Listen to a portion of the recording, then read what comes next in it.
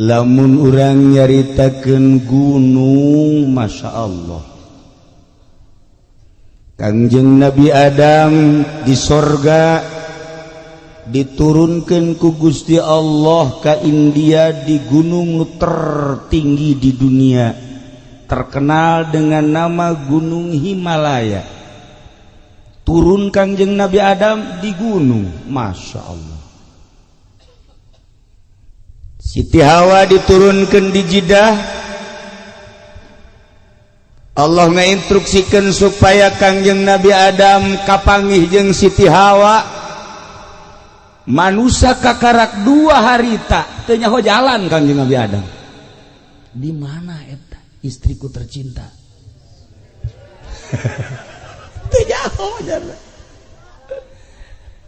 Kakaler ka kidul ka wetan ka kulon, atuh di mana aja kakarak 2an dek nanyakeun ka saha. Bingung Kangjeng Nabi Adam, tapi Masya Allah kersaning Gusti Allah ngutus malaikat Jibril alaihissalam. Jibril tuduhkeun Adam, tuh Jeddah. Atuh malaikat Jibril mah gampang, set turun, Adam yuk berangkat, hiber atuh ka ditu babari. Oh jai horeng, Masya Allah, berangkat tidinya ke Muzdalifah. Di Muzdalifah geus ka Ambe, langsung ke Gunung Arafah. Wah, Siti Hawa geus aya di dieu. Langsung Kangjeng Nabi Adam, Hawa. Oh Adam, Masya Allah, mangkaning harita mapan can aya baju, can aya samping, teka caritakeun wallahu alam. Eueuh baju, eueuh cara kieu ye eueuh. Eueuh. Atuh ai wani mah nyebut sataranyang olos. Tidinya pertemuan langsung ke Mekah, imah tangga Kangjeng Nabi Adam jeung Siti Hawa di Mekah.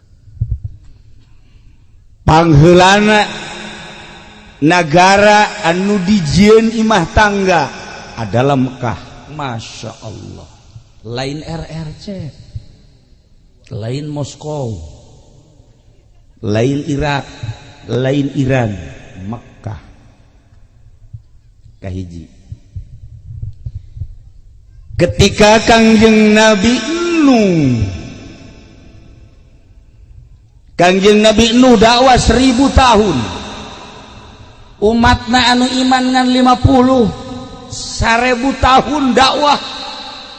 Nu iman ngan 50 buang ka warahna pohara. Eueuh nu iman ka Allah, eueuh nu iman ka Kangjeng Nabi Nuh. Anyar keneh ti Kangjeng Nabi Adam ka Kangjeng Nabi Sis, ti Kangjeng Nabi Sis ka Kangjeng Nabi Idris, kemudian Kangjeng Nabi Nuh alaihi salam. Manusia geus nyembah ka patung, geus nyembah ka batu.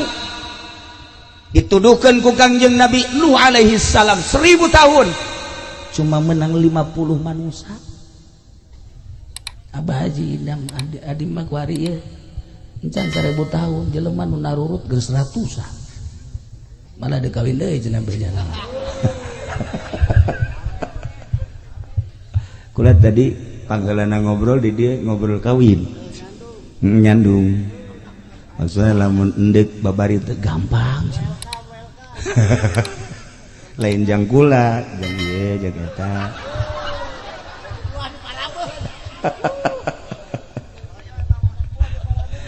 Ngan urang dieuna embungeun. Kangjeng Nabi Nuh diinstruksikan ku Gusti Allah, Nuh nyieun kapal. Nyieunlah Kangjeng Nabi Nuh kapal. Masyarakat kaget, Nuh nanaonan tolol teh jelema nyieun kapal mah nya di lembur. Kapal mah kuduna ge di laut. Ieu mah di tengah-tengah negara nyieun kapal, cai ti mana diseungseurikeun. Gancang carita da makajeun, seungseurikeun ge ieu mah perintah Allah. Kangjeng Nabi Nuh dakwah ngajak, lamun hayang salamat milu ka kapal simkuring, lamun embung salamat dikerem bakal. Alah cai ti mana cakaom Nuh mata ye tah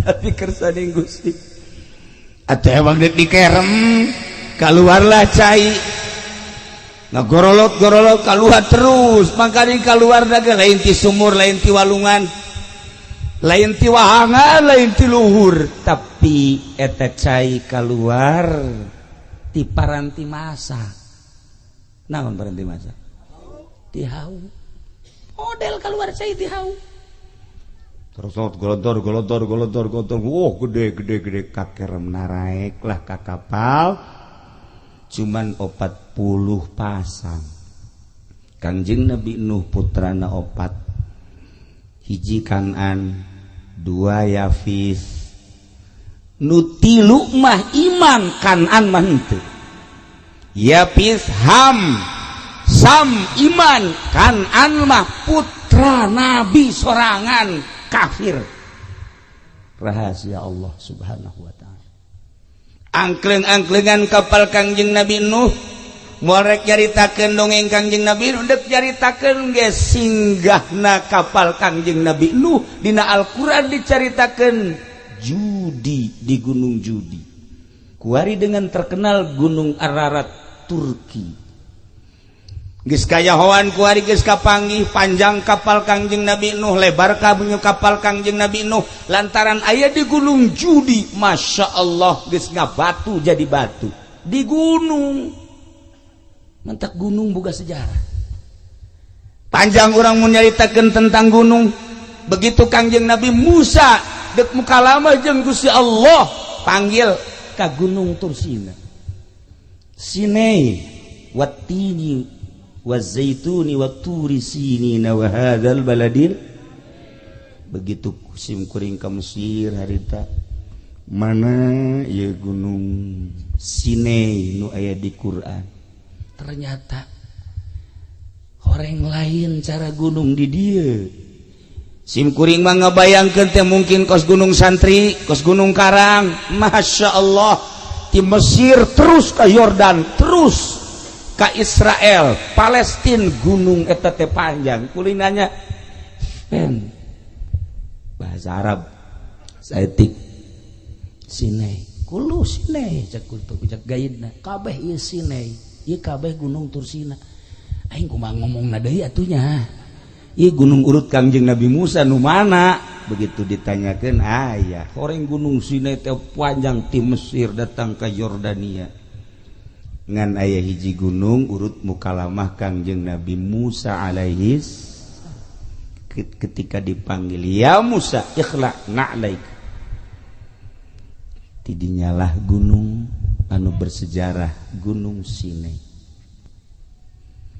ketika Kangjeng Nabi urang umur 35 tahun naik mendekati umur 40 tahun satahun deui ka diangkat jadi rasul dikersakeun ku Gusti Allah loba teu hayang kapanggih jeung jelema hayangna nyepi Kangjeng Nabi hayangna nyepi di kamar teu puas Kangjeng Nabi nyepi sehingga neangan di mana inu leuwih sepi akhirna Kangjeng naik ka Jabal Nur ayalah Guha Hiro tahun 90 tahadus binikmah simkuring naik ke gunung tersebut hayang ningali ketika iqra bismi rabbikal ladzi khalaq diturunkan ku Gusti Allah melalui malaikat Jibril didinyalah Kangjeng bersemedi sorangan di gunung urang kuari wani ge lobaan ye di gunung ye urang Gunung Karang kabehan taruru ulah aya hiji-hiji acan haju haji pendi titah di dieu asana moal kebal ge inna lillahi wa inna ilaihi rajiun telah dicaplok hileud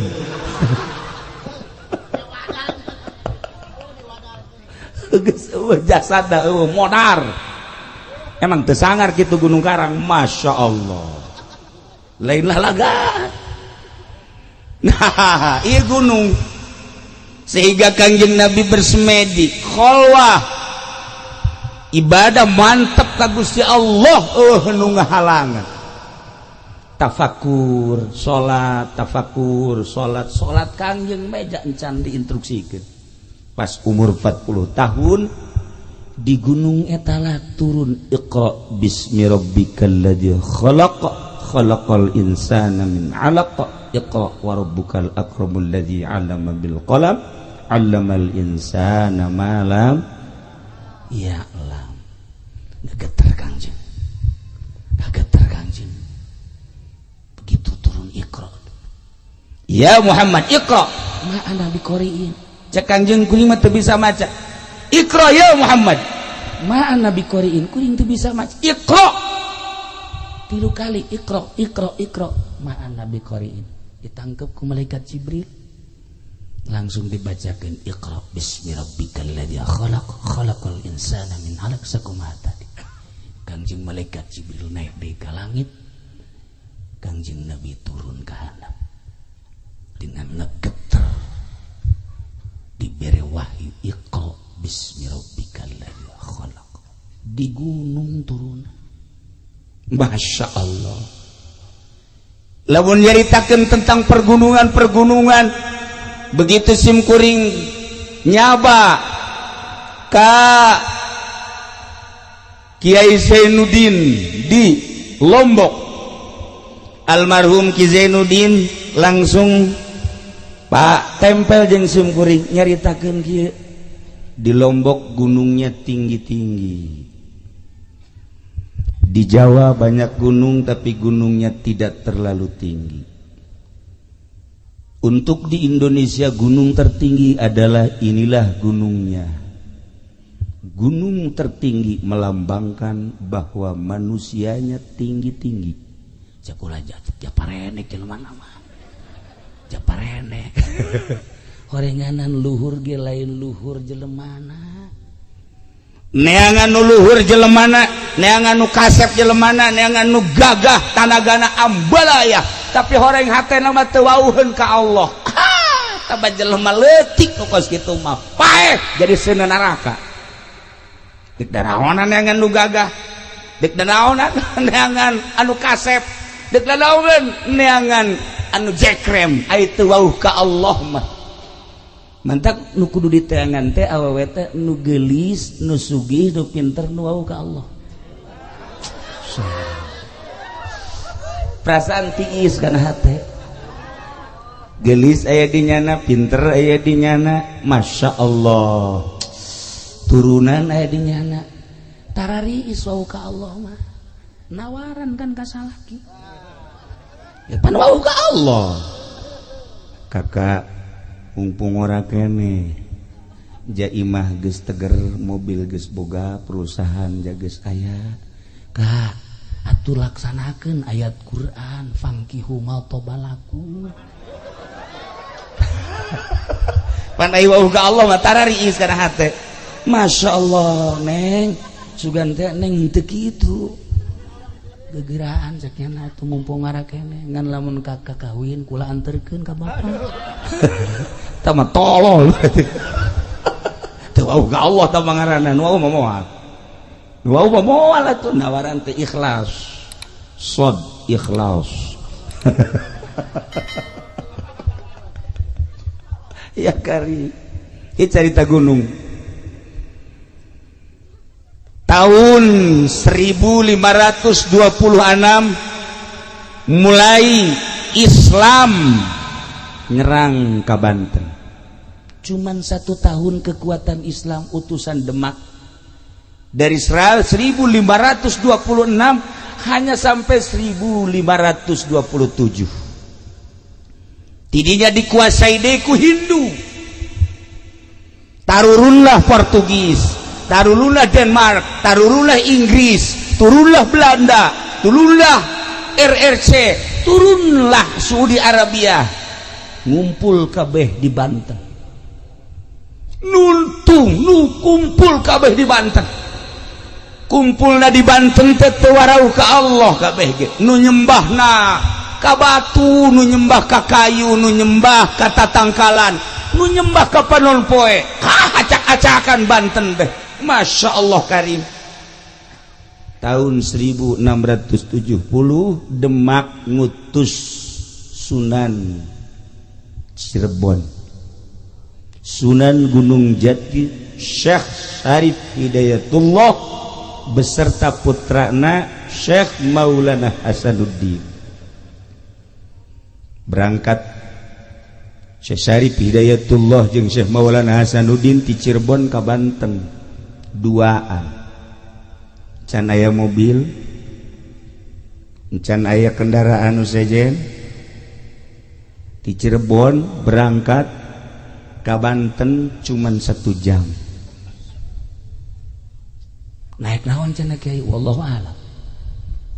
Beja nama peureum doang aya babacaan la ilaha illallah mal dibacakeun jeung kusi direkam. Engke aing mah teu bisa hiber sia bisa deui. Rugi aing ah. Moal wakalanan ke ka Abah Haji beta bebejana teh. Moal waka eta mah kudu ojol jeung sapi. Sajam di Cirebon, Masya Allah. Kula mah naik mobil, kula naik mobil. Aya aturan naik Avanza rada lambat, naik Innova rada cepet. Kuari mah kebenaran naik Lexus cepet. Tapi naik Lexus ge asal dibarengan bae ku ieu angel. Pembawaanna ieu, Masya Allah, aneh kula ge. Mata kadang-kadang aya dibawa kumaha teu dibawa kumaha. Nu ukuran ditempuhna kudu 5 jam, ieu mah 12 jam. Bawaan berabe. Iya be ieu urang ieu. Kuari ieu. Urang kan memperingati Kangjeng Nabi. Kangjeng Nabi mah pan manusia terganteng, terkasep, terpinter. Ingat ka Kangjeng Nabi, kasep Kangjeng Nabi mah. Ingat ka Kangjeng Nabi, ganteng Kangjeng Nabi mah. Ingat ka Kangjeng Nabi, pinter Kangjeng Nabi mah. Ingat ka Kangjeng Nabi, segala-galana di Kangjeng Nabi. Jadi orang memperingati jelema nu ganteng jeung kasep. Kangjeng barang leuleuh ka dieu, iya kari. Atuh teu akur teh akan. Perasaan ngadenge Kangjeng Nabi na Masya Allah. Leuleuh ka dieu hayang utah. Lamun leuleuh beungeutna, tapi lamun leuleuh hatena leuwih kejam. Ya kari. Nah, ieu Syekh Maulana Hasanuddin teh ka dieu duaan ka Banten disebut Banten Girang. Begitu ningali peradaban manusia, kekokohan, kebiadaban anu luar biasa. Kerajaan dikuasai ku 3 raja. Hiji Raja Siwa, 2 Raja Darga, 3 Raja Brahma, aya 4 terkecil Raja Ganesha. Masya Allah, buatan lain bantrak-bantrakeun. Munajat Syarif Hidayatullah jeung Syekh Maulana Hasanuddin kudu kumaha ieu.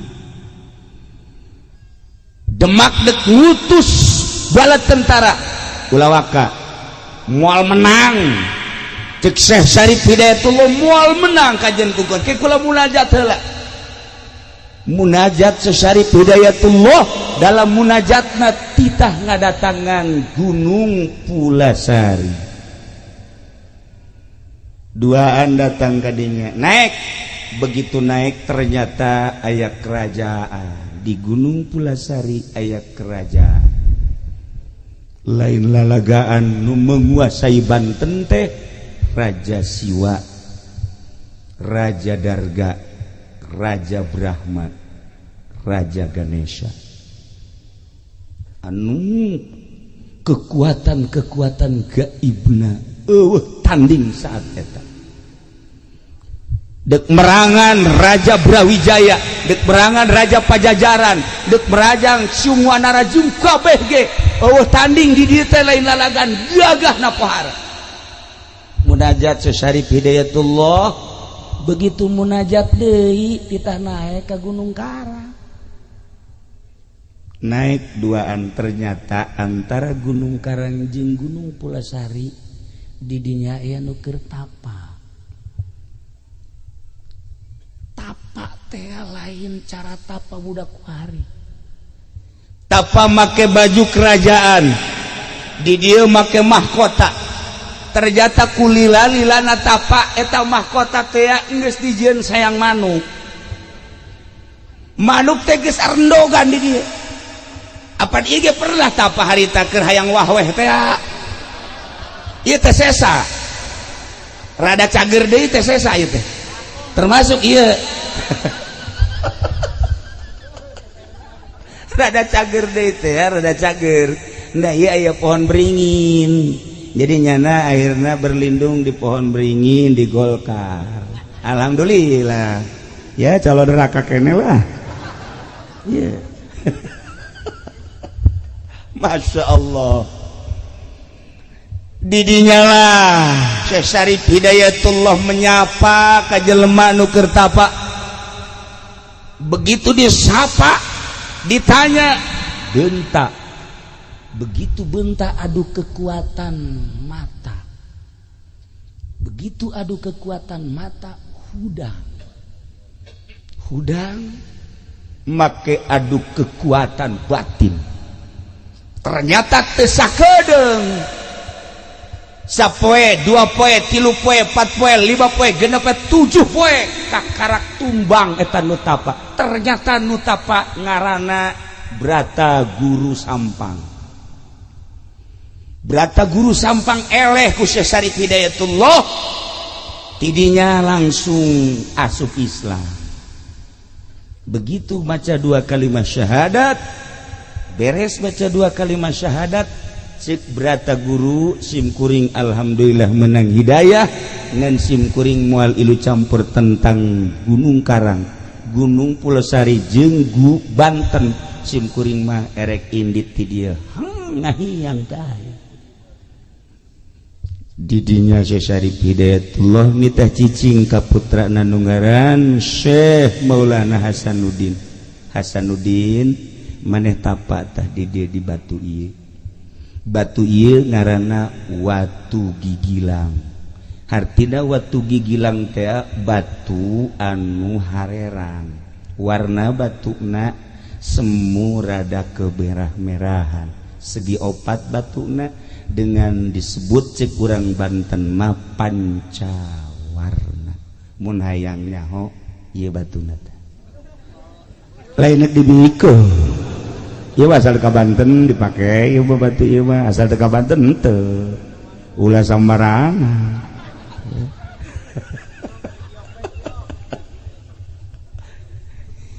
Batuna nu dipake tapa adalah 2 meter persegi. Syekh Maulana Hasanuddin tapa di dinya. Sapoe 2 poe 3 poe teu kacaritakeun sababaraha poena ngan sakieu doang amatna Syekh Syarif Hidayatullah anjeun tapa di dieu hiji datang ka ulah aya nu di aku. Satungtung maneh aya keneh nu di aku, maneh moal bisa ngalehkeun raja-raja Banten. Lamun geus teu di aku kakarak batur bakal nurut. Aya cai ulah di aku, aya angin ulah di aku, aya batu ulah di aku, aya cacaang ulah di aku. Andai kata aya reungit nempel ulah dikukubahakeun lantaran eta reungit ulah di aku. Aya nu boga cai, aya nu boga angin, aya nu boga reungit, aya nu boga orai, aya nu boga hewan-hewan kabeh nu aya di dunia ieu terutama nu ngageugeuh di Gunung Karang aya nu boga. Ketika maneh geus teu ngaku kana sagala rupa nu aya di alam dunia, ieu kabeh bisa dipergunakeun jang perang. Maneh tapa teh sakitu beta sok cirina di mana-mana ieu batu geus bisa ngangkat berarti maneh geus lulus. Lain-lain mantrak-mantrak geuneun tapa. Dek perang teh tapa heula. Kuari mah dek demo, dahar mah lulu. Dek perang teh tapa. Syekh Maulana Hasanuddin teh masyaallah karim. Tapa ada di dieu. Rumatak simkuring ka dieu masyaallah. Datang ke sepuhan ka ditu sakali moal datang ka 2 kali henteu datang ka 3 kali kasurupan di ditu kasurupan dia kasepuan teh kula ge rada kaget ngetikeun taneuh hadena lain aing nu diketik mun aing lawan ku aing ngan pasti aing eleh kakarak rada mikir can diterima ka 4 kali aya karuhun di dieu sumping. Nah iyalah salah satu realisasi tina 5 kali ngundang ka ditu mun henteu hadir moal ka dieu singkuring. Alhamdulillah dina sacenah sakieu nu hadir sok aya nyaho ulah sok aya nyaho pokona ente mah ngaraji bae pokona mah geus beres ngaji menang 5 10 tahun kawin geus beres anakan bae dihitung 12 bae anak. Nah itulah Syekh Syarif Hidayatullah. Begitu Syekh Syarif Hidayatullah terus tapa didinya teh Masya Allah nu datang teh berata guru sampang deui nu geus asup Islam saenggeusna dipapatkeun kakarak batu bisa ngangkat. Tiba-tiba Syekh Syarif Hidayatullah datang maneh lulus cung geura ka Banten girang bawa batu ieu teh ulah dikamamanakeun kekuatan Banten teh aya dina batu lain batu boga kekuatan tingali Kangjeng Nabi Musa boga tongkat tingali Kangjeng Nabi Sulaiman boga cincin jeung nabi-nabi nu lainna ieu ge batu jang kekuatan Banten sing hade ieu ngaranna watu gigilang teuneun di Banten selama batu ieu aya Banten jaya. Ketika batu ieu teu aya Banten bakal runtuh saha bae nu endek siap jadi sultan Banten ketika batu eta encan aya deui di Banten moal dianggap ku jelema saha bae. Titip Syekh Syarif Hidayatullah seperti eta. Masya Allah dibawa batu 4 meter persegi cuman dijingjing doang ku Syekh Maulana Hasanuddin dijingjing ieu mah mawa cai bae geus kieu geus eueuh nanaonan ieu mah nu mantak hampir diusir ku pamajikanna ge caknya na geus teu berguna ieu hirup la faidata wa faidah geus faedah hirup Masya Allah dijingjing dibawa ke Banten maka ayalah paseban Banten anu tihangna opat ditendeunlah batu didinya etalah Syekh Maulana Hasanuddin selalu diuk didinya selama batu eta aya perang jeung sahabat bakal menang mulai Syekh Maulana Hasanuddin berangkat perang dikirim bala tentara ti Demak saeutik ngalawan Hindu nu aya di dieu anu dibantu ku Portugis jeung Inggris anu kekuatan militerna luar biasa. Syekh Maulana Hasanuddin Sugan Gimbir teu aya begitu perang 10 lipat kekuatan kafir Syekh Maulana Hasanuddin dengan tenang lantaran boga wangsit nu hese ge hiji trah kadua wangsit lah udah suka nyaho sagana nanyakeun wangsit sagala naon elah ku batur-batur mah geus nyaho isian can kumaha sih dibawa ongkoh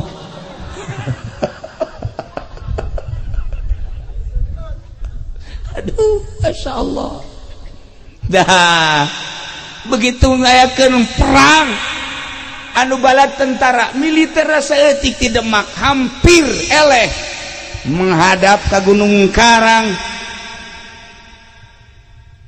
cek Syekh Maulana Hasanuddin ya Allah eueuh di aku kusim kuring cai nu Gusti angin nu Gusti batu nu Gusti saat ieu abdi teh dek negakeun kalimah Allah dek negakeun li'ilai kalimatillah la ilaha illallah hayang ngislamkeun Banten dengan tugas di Demak jeung ti pun Bapak maka abdi nyuhunkeun pertolongan ti Gusti aya suara hayang make naon angin maka angin dikirim ti pasir angin serius sehingga ada ieu sejarah serius andai kata geus manggi sejarah eta alhamdulillah, andai kata insan catat lain lalagaan,